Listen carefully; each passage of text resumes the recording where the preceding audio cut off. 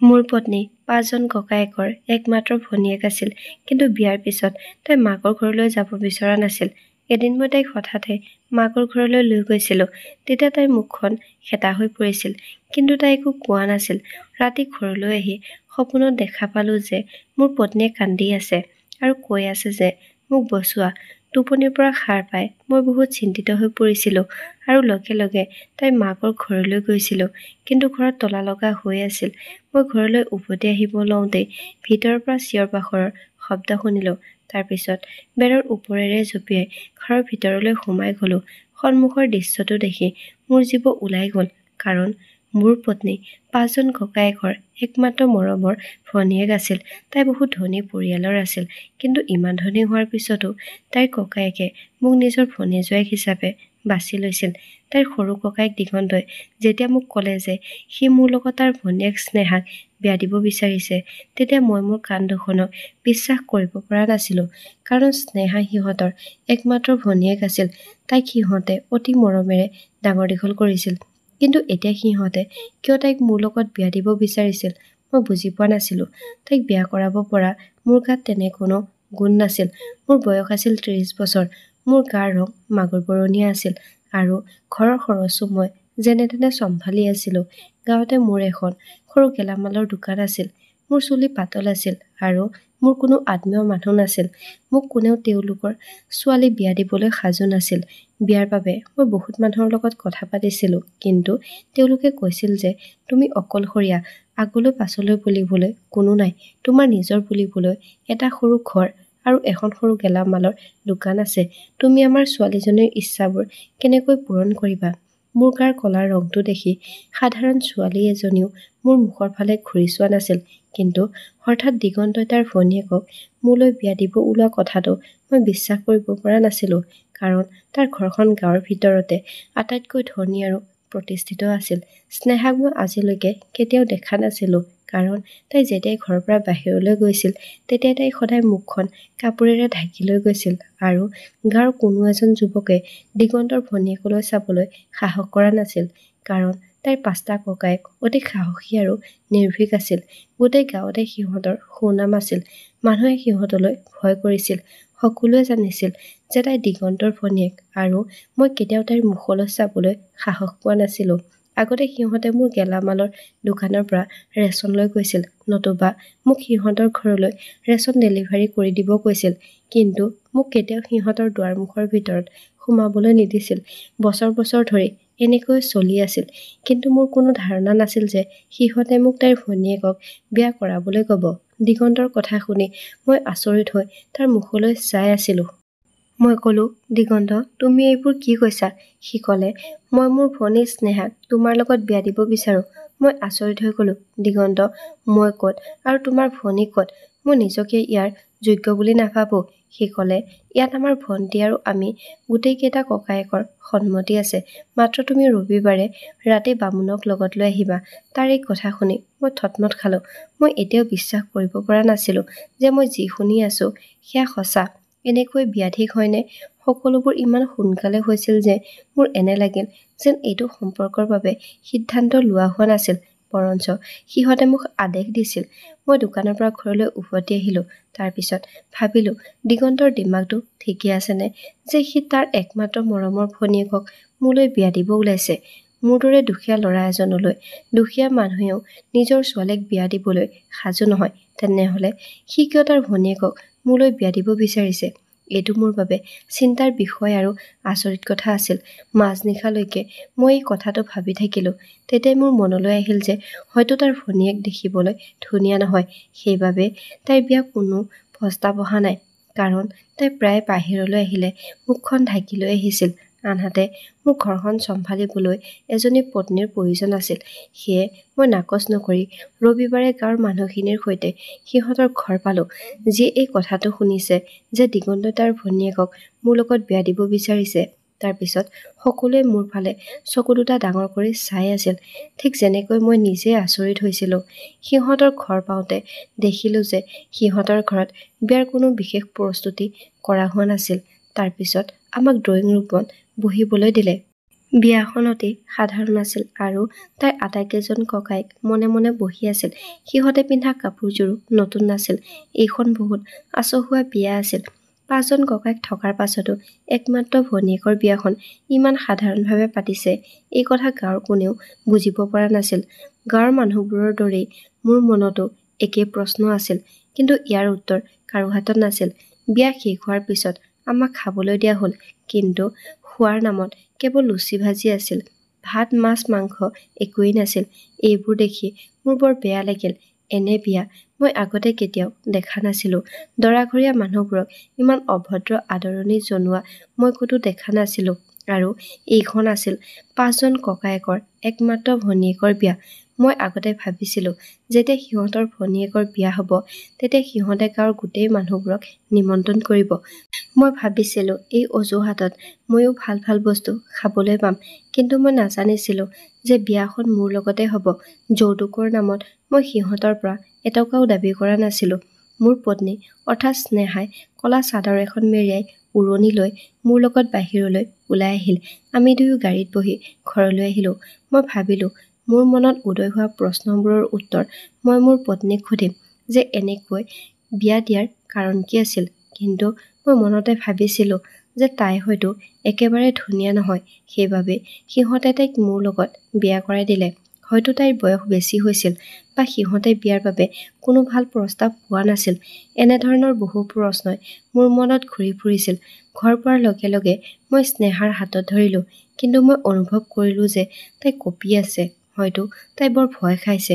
মই তাইক মোৰ ৰুমলৈ লৈ গ'লোঁ। মোৰ ৰুমত মাৰ পুৰণি বিচনা এখনহে আছিল, যিখন মই অলপ টকা খৰচ কৰি চিকচিকীয়া কৰি লৈছিলোঁ। মই তাইক ক'লোঁ, তুমি ইয়াতে বহি আৰাম কৰা। মই তাইক সুধিলোঁ, তোমাৰ ভোক লাগিছে নেকি? তাই নাই বুলি মূৰটো জোকাৰিলে। মই কোঠাটোৰ পৰা ওলাই আহিলোঁ। বৰ আচহুৱা পৰিস্থিতি আছিল, যিটো মই বুজিব পৰা নাছিলোঁ। কিয় নাজানো, এটাৰ পিছত এটাকৈ প্ৰশ্ন মোৰ মনত উদয় হৈ আছিল। মই বুজিব পৰা নাছিলোঁ যে দিগন্তই তাৰ ভনীয়েকক মোৰ লগত কিয় বিয়া পাতি দিলে। আৰু দ্বিতীয় প্ৰশ্নটো আছিল যে বিয়াখন কিয় ইমান গোপনে কৰা হ'ল? বিয়াৰ কোনো আয়োজন কিয় কৰা নহ'ল? বিয়া এখন পতাৰ সময়ত ব্যক্তি এজনৰ কিমান মানসিক আৰু শাৰীৰিক কষ্ট হয়, কিন্তু দিগন্তহঁতৰ তেনেকুৱা একোৱেই নাছিল। ইয়াৰ কাৰণ কি আছিল? মই একো বুজি পোৱা নাছিলোঁ। বিয়াৰ বাবে মই মানসিকভাৱে প্ৰস্তুত নাছিলোঁ, কাৰণ মই মাত্ৰ 4 দিনহে পাইছিলোঁ। কাৰণ দিগন্তই হঠাৎ বিয়াখন ঠিক কৰিছিল।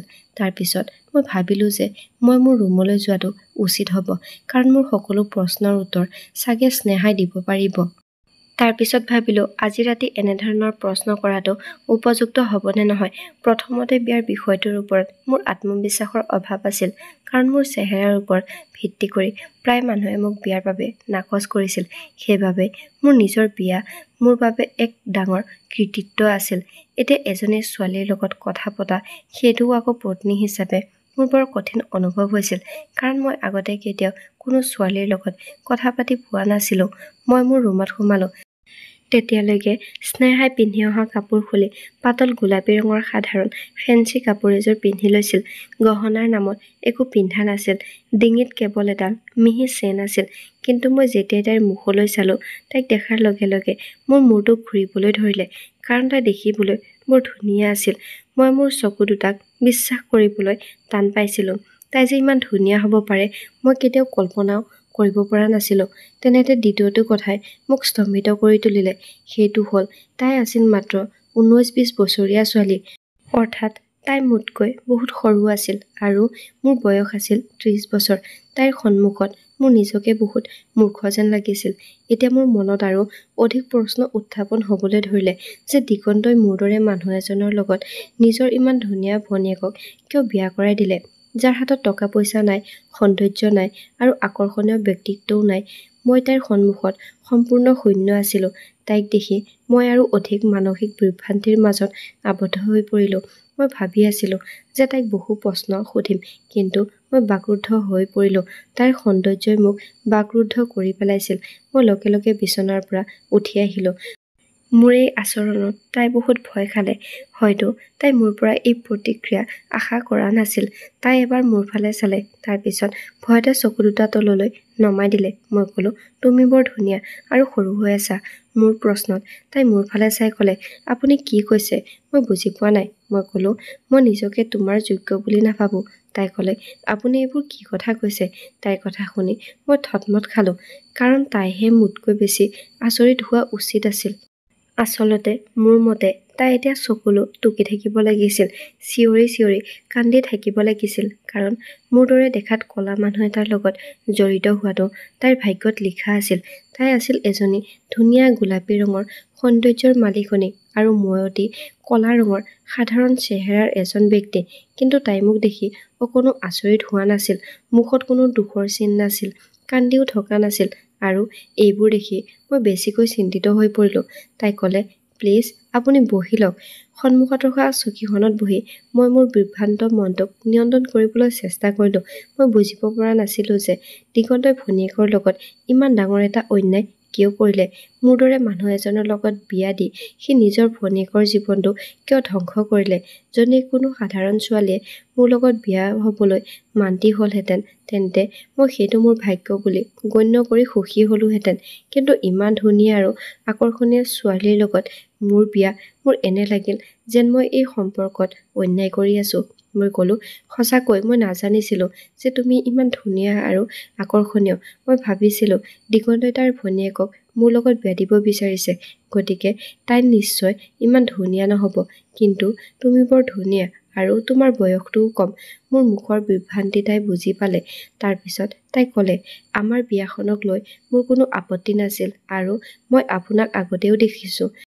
তাই মোৰ চেহেৰাটো দেখাৰ পিছতো তাই মোৰ লগত বিয়া হ'বলৈ মান্তি হোৱাটো মোৰ বাবে আৰু বেছি আচৰিত আছিল। মই দেখিবলৈ ধুনীয়া নাছিলোঁ।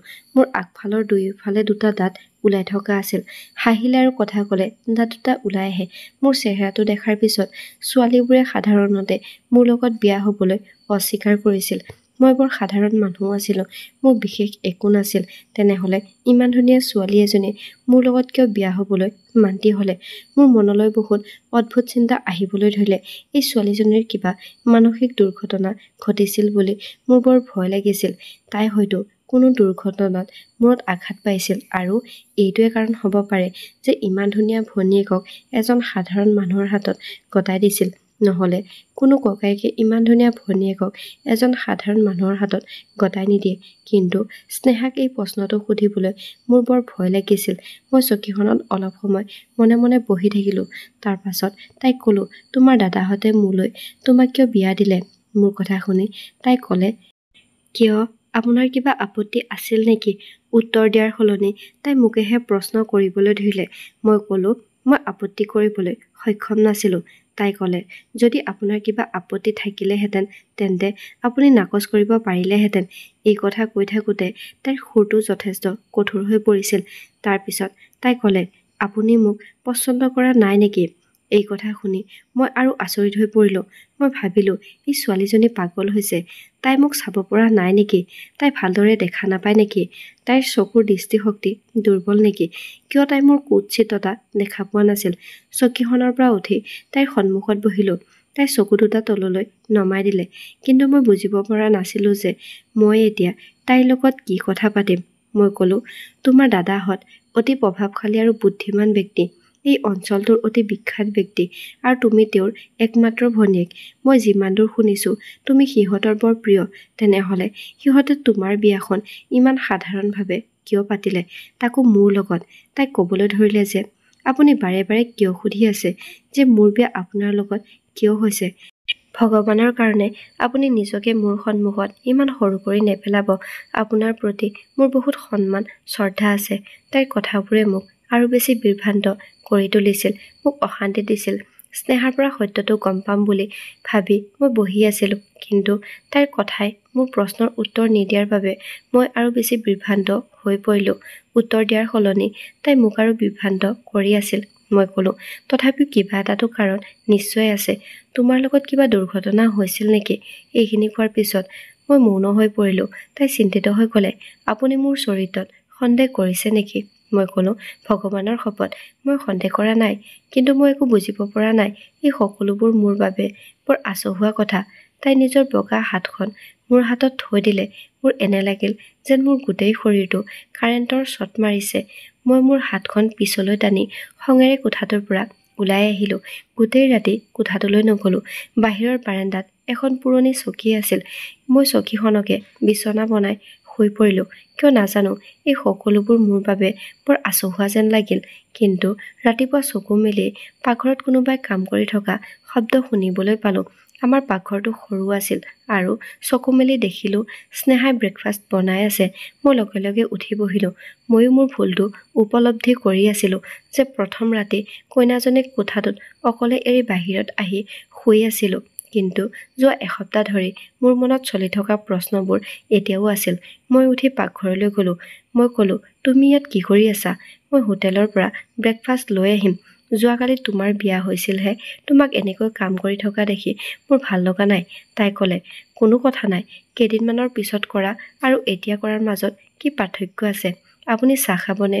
তাই লগে লগে এই বিষয়টো সলনি কৰি দিলে। মই বুজিব পৰা নাছিলোঁ তাই ছোৱালী নে আন কিবা। মই ক'লোঁ, বনোৱা। তাইও মোৰ লগতে ব্ৰেকফাষ্ট কৰিলে। মই ভাবিলোঁ যে যদি ছোৱালীজনীৰ কোনো আপত্তি নাই তেন্তে মই বেছি প্ৰশ্ন কৰা উচিত নহ'ব। যদি তাই সুখী তেন্তে ঠিকেই আছে। ময়ো তাইক সম্পূৰ্ণ হৃদয়েৰে গ্ৰহণ কৰা উচিত। মই মোৰ ভাগ্যৰ বাবে ভগৱানক ধন্যবাদ দিয়া উচিত যে তেওঁ মোক ইমান গুণৱতী ছোৱালী এজনীক মোৰ পত্নী হিচাপে দিছে। ৰাতি মই মোৰ ৰুমতে শুইছিলোঁ আৰু বিয়াৰ নীতি নিয়ম অনুসৰি মই মোৰ পত্নীক মাৰ সোণৰ আঙঠিটো পিন্ধাই দিছিলোঁ, কাৰণ মোৰ হাতত তাইক দিবলৈ কেৱল সেই আঙঠিটোৱে আছিল আৰু তাইও তাতেই সুখী আছিল। মই ভাবিছিলোঁ যে বিয়াৰ পিছদিনা মোৰ শহুৰৰ ঘৰৰ মানুহে আহি নিজৰ ছোৱালীজনীক কিছুদিনৰ বাবে নিজৰ ঘৰলৈ লৈ যাব আৰু তাৰপিছত মই তাইক আনিবলৈ যাব লাগিব। কিন্তু আচৰিত কথাটো হ'ল যে সিহঁতৰ ঘৰৰ কোনো মানুহ নাহিল। মোৰ পত্নীও ঘৰলৈ যাবলৈ সাজু নাছিল। মই ক'লোঁ যে আমি একেখন গাঁৱতে থাকোঁ। যেতিয়া ব'লা মই তোমাক তোমাৰ ঘৰলৈ লৈ যাওঁ। তুমি নিশ্চয় মন বেয়া কৰি আছা। তোমাৰ ঘৰলৈ মনত পৰি আছে চাগৈ।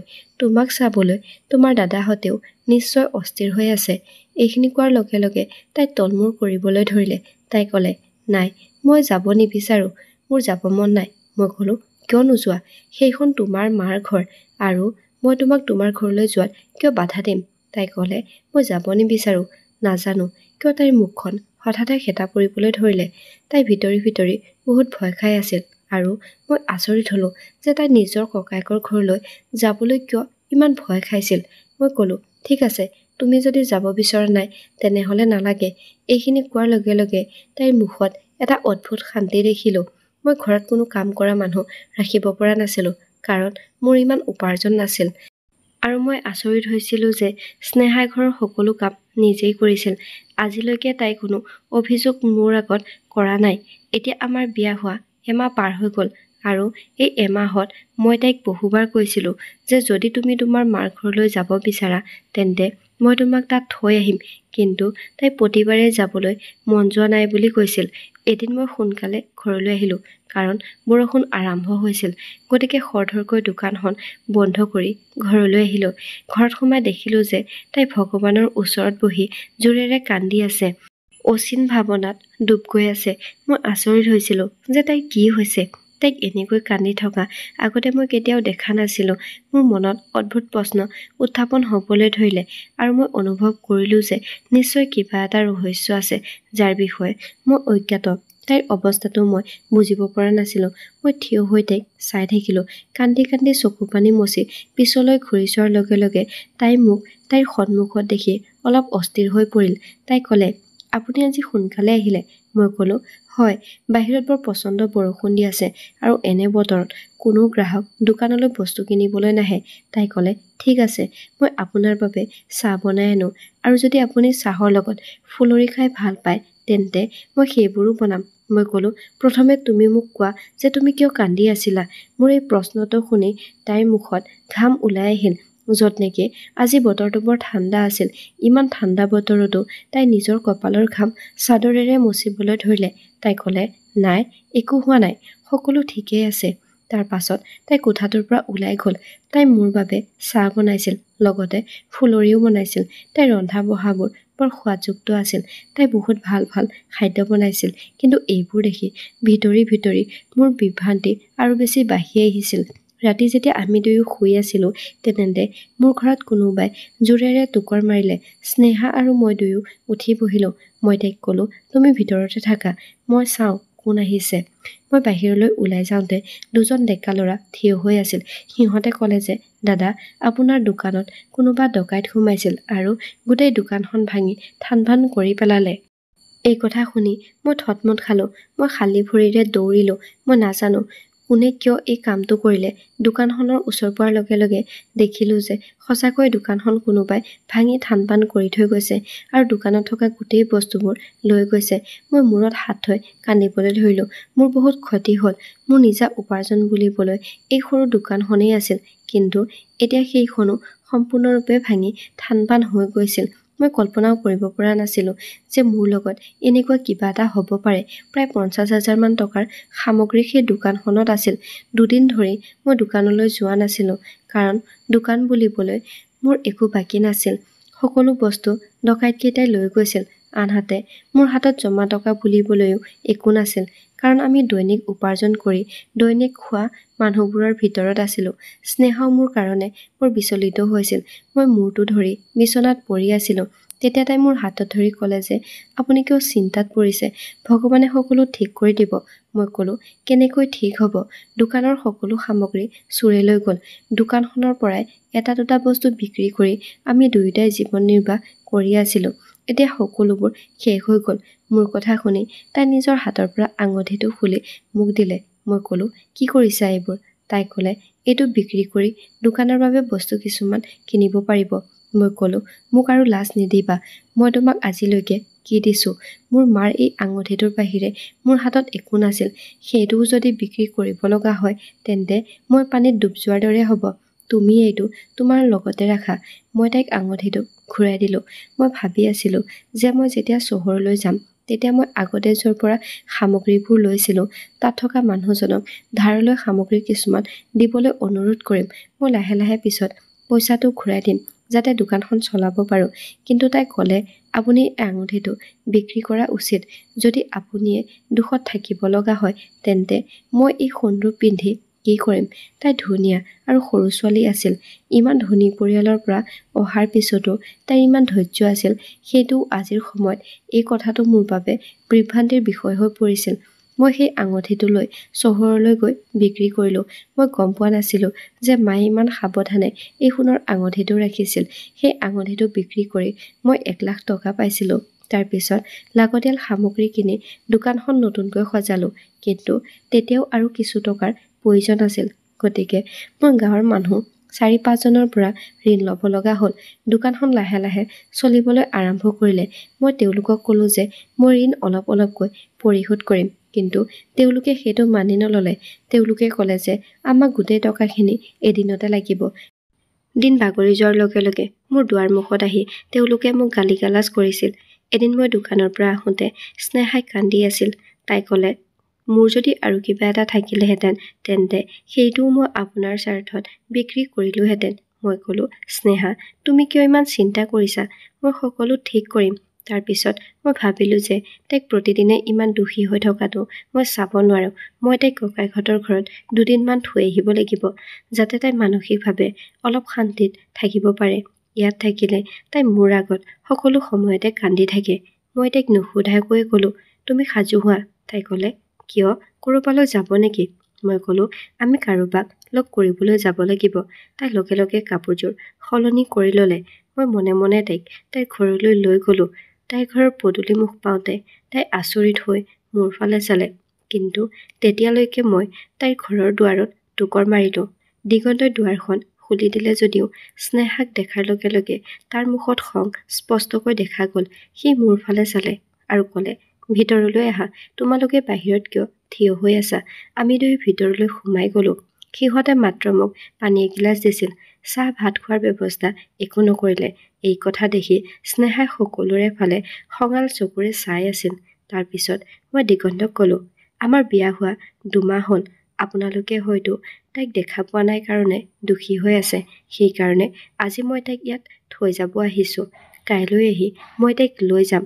মোৰ কথা শুনি তাইৰ ককায়েকহঁতৰ মনত অকণো আনন্দ নাছিল। মই মাত্ৰ 15 মিনিট থাকিলোঁ আৰু কোনেও মোক চাহো নিদিলে। তাৰপিছত মই ঘৰলৈ উভতি আহিলোঁ। কিন্তু ৰাতি শুই থাকোঁতে হঠাৎ স্নেহাৰ কান্দোনৰ ৰোল মোৰ কাণত আহি পৰিল। মই নিজকে সান্তনা দি আকৌ শুই পৰিলোঁ। কিন্তু সপোনত আকৌ দেখিলোঁ যে তাই কান্দি কান্দি কৈ আছে, প্ৰশান্ত, আপুনি মোক বচাওক, সিহঁতে মোক মাৰি পেলাব। মই হঠাৎ উঠি বহিলোঁ। মোৰ হৃদয়খন বৰ বেগেৰে ধপধপাই আছিল। ৰাতিপুৱা হোৱাৰ লগে লগে মই স্নেহাহঁতৰ ঘৰ পালোহি। কিন্তু তাত তলা লাগি থকা দেখি মই বৰ আচৰিত হ'লোঁ। আজিলৈকে কেতিয়াও মই সিহঁতৰ ঘৰত তলা লগোৱা দেখা নাছিলোঁ। এজন বা দুজন ককায়েক ঘৰত নাথাকিলেও বাকীসকল ঘৰতে থাকিছিল। তেওঁলোকৰ পত্নী আৰু সন্তান ঘৰতে থাকিছিল। কিন্তু আজি সকলো তলা লগাই কলৈ গ'ল? মই ভাবিলোঁ সিহঁত কলৈ গ'ল। আৰু স্নেহাও মোক একো কোৱা নাছিল। তাইৰ এটা ফোন আছিল। তাইতো মোক ফোন কৰি ক'ব পাৰিলেহেঁতেন যে আমি ক'ৰবালৈ যাম। এইবোৰ কথা ভাবি ঘৰলৈ উভতি অহাৰ লগে লগে ভিতৰৰ পৰা কোনোবাই কান্দোন আৰু হুমুনিয়াহ কাঢ়ি থকাৰ শব্দ শুনিবলৈ পালোঁ। কানন্দৰ শব্দ শুনি মোৰ জীৱ ওলাই গ'ল। মই বাটৰ ওখ বেৰবোৰৰ মাজেৰে উকি মাৰিবলৈ চেষ্টা কৰিলোঁ। কিন্তু একো দেখা নাপালোঁ। মই ভাবিলোঁ যে মই এতিয়া ভিতৰত কি হৈ আছে চাব লাগিব। দুৱাৰৰ ওচৰত বেৰত লাগি থকা কাঠৰ টুকুৰা দুটা আছিল আৰু যথেষ্ট ওখ আছিল। মই সেই কাঠৰ টুকুৰাৰ সহায়ত ওপৰলৈ উঠিলোঁ আৰু বেৰৰ ওপৰেৰে জঁপিয়াই পৰাৰ লগে লগে মোৰ সন্মুখৰ দৃশ্যটো দেখি মই থতমত খালোঁ। ভিতৰত থকা চোতালখন যথেষ্ট ডাঙৰ আছিল আৰু কাষতে কিছু খালী ঠাই আছিল। তাতে এটা গাঁত খান্দি থকা হৈছিল। মই দেখিলোঁ যে স্নেহাৰ মুখ আৰু হাত দুখন পিঠিৰ পিছফালে বান্ধি থোৱা আছিল। তাই মোৰ ফালে চাই আছিল। তাইৰ ককায়েকহঁতে তাইক ধৰি গাঁতত পেলাবলৈ সাজু হৈছিল। এইবোৰ দেখি মোৰ অনুভৱ হ'ল যে মোৰ ভৰিৰ তলৰ মাটি নোহোৱা হৈ গ'ল।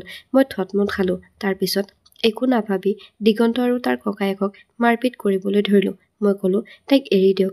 আপোনালোকে এইবোৰ কি কৰি আছে? তেওঁলোকে ক'লে, আমি এতিয়া তাইক মাৰি পেলাম। তই ইয়াৰ পৰা আঁতৰি যা। মই ক'লোঁ, আপোনালোকৰ মগজুত অলপো জ্ঞান নাই নেকি? মোৰ পত্নীক সিহঁতে অত্যাচাৰ আৰু গালি-গালাজ কৰা দেখি মোৰ বৰ বেয়া লাগিছিল। মই ক'লোঁ, মোৰ পত্নীক এৰি দিয়ক, নহ'লে মই হুলস্থুল কৰি গোটেই গাঁৱৰ মানুহ গোটিয়াম। হয়তো মোৰ ভাবুকিটোৱে তেওঁলোকক অলপ ভয় খুৱাইছিল। সিহঁতে স্নেহাক এৰি দিয়াৰ লগে লগে তাই মোৰ ওচৰলৈ দৌৰি আহিল। তাই বৰ ভয় খাইছিল। মই সুধিলোঁ, তোমাৰ দাদাহঁতে তোমাৰ লগত এইবোৰ কিয় কৰি আছিল? তেওঁলোকে ক'লে যে তাই আমাৰ ধন সম্পত্তিৰ অংশ বিচাৰিছে। আমি আগতেই তাইক কৈছোঁ যে তাই এইখন ঘৰৰ ছোৱালী নহয়, তাই আমাৰ মাহীমাৰ ছোৱালী। গতিকে তাইক আমি এইখন ঘৰৰ এটা অংশও নিদিওঁ। ককায়েকহঁতৰ কথা শুনি তাই কৈছিল যে মই আদালতলৈ যাম আৰু মই মোৰ পাবলগীয়া অংশ মোক লাগিবই।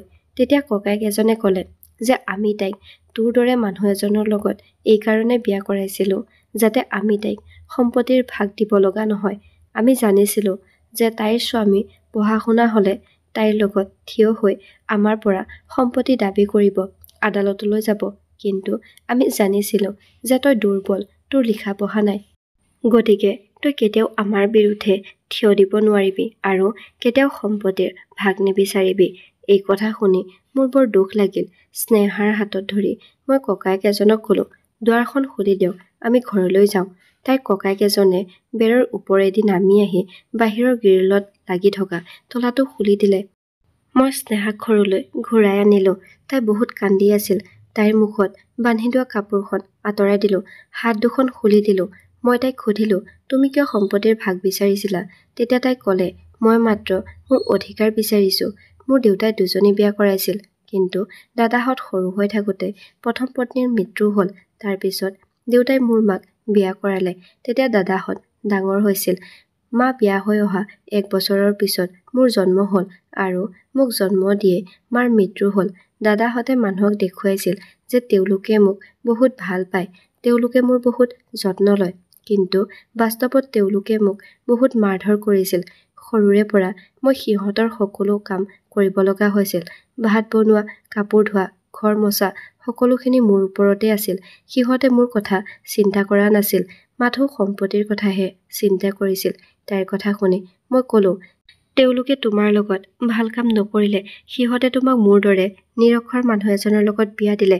মোৰ কথা শুনি তাই ক'লে, প্ৰথমতে ময়ো তাকে ভাবিছিলোঁ, কিন্তু এতিয়া মই নিজকে সৌভাগ্যশালী বুলি ভাবোঁ। আপোনাৰ হৃদয়খন বহুত ভাল, কিন্তু মই মোৰ অধিকাৰ সিহঁতক দখল কৰিবলৈ নিদিওঁ। মই মোৰ অধিকাৰৰ বাবে যুঁজিম, তেওঁলোকৰ বিৰুদ্ধে গোচৰ ৰুজু কৰিম। তাইৰ কথা শুনি মই ক'লো, কিন্তু মই এইবোৰ একো নিবিচাৰোঁ। মই কঠোৰ পৰিশ্ৰম কৰি আছোঁ। ভগৱানে মোক নিশ্চয় চকু মেলি চাব, আৰু যিসকলৰ ধৈৰ্য আছে তেওঁলোকক ভগৱানে সদায় সহায় কৰে। আৰু সেয়াই হ'ল। মোৰ দোকানখনে কেইদিনমানৰ ভিতৰতে বহুত ভাল উপাৰ্জন দিবলৈ ধৰিলে, আৰু ময়ো ঋণ পৰিশোধ কৰিলোঁ। এতিয়া আমাৰ ঘৰত বহুতো সুবিধা আছিল, আৰু জীৱনটো আৰামদায়ক হৈ পৰিছিল। আনহাতে স্নেহাৰ ককায়েকহঁতৰ কোটি কোটি টকাৰ লোকচানৰ সন্মুখীন হৈছিল। তেওঁলোকৰ ব্যৱসায়ৰ বাবে আন এখন দেশৰ পৰা অহা কাপোৰবোৰ জ্বলি গৈছিল, কাৰণ জাহাজখনত জুই লাগিছিল। এই ঘটনাটোৰ বাবে সিহঁত গোটেইকেইটা পাগলৰ দৰে হৈ পৰিল। সিহঁতৰ ঘৰৰ সকলো মানুহৰ চকুত এতিয়া কেৱল কান্দোন আৰু কান্দোন। সিহঁতে ভনীয়েকৰ সম্পত্তি খোৱাৰ বাবে ভগৱানে শাস্তি দিলে। যেতিয়ালৈকে ককায়েকে ভনীয়েকৰ অধিকাৰ কাঢ়ি লৈ থাকিব, তেতিয়ালৈকে ককায়েক কেতিয়াও সমৃদ্ধিশালী হ'ব নোৱাৰে। ভনীয়েকৰ আশীৰ্বাদে ককায়েকক সফল কৰি তুলিব পাৰে, আৰু ভনীয়েকৰ অভিশাপে ককায়েকক ধ্বংস কৰিব পাৰে। গতিকে বন্ধুসকল, আজিৰ এই কাহিনীটো শুনি কেনে পালে কমেণ্ট কৰি জনাবলৈ নাপাহৰিব। যদি কাহিনীটো ভাল লাগিল তেন্তে ভিডিঅ'টো লাইক কৰিব, আৰু লগতে আমাৰ চেনেলটো ছাবস্ক্ৰাইব কৰিবলৈ নাপাহৰিব। ধন্যবাদ।